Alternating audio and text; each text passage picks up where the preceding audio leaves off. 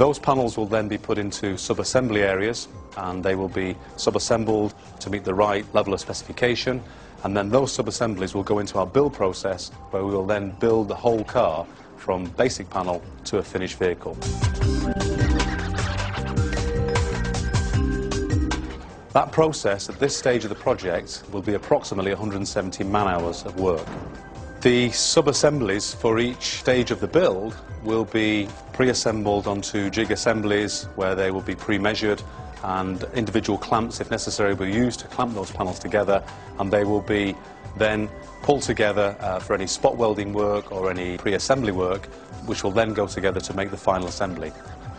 In this particular area, we will be taking partial sub-assemblies. In fact, we can also take full vehicles, and we will be spot checking and measuring all critical measurements for those assemblies or complete vehicles. It is an important stage of the process where we can ensure that our build quality is maintained and the dimensional integrity of the car is exactly as the design requires it to be. That process will then move along the line, and the car will then gradually become a complete vehicle.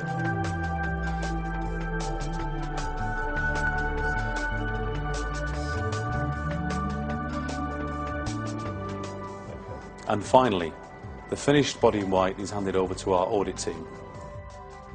The cosmetic finish of this body in white is important for the next stage of our build process, which obviously is the paint. It is imperative that we get a perfect metal finish on the surface to ensure that we can achieve the mirror gloss finish that you see as a finished car.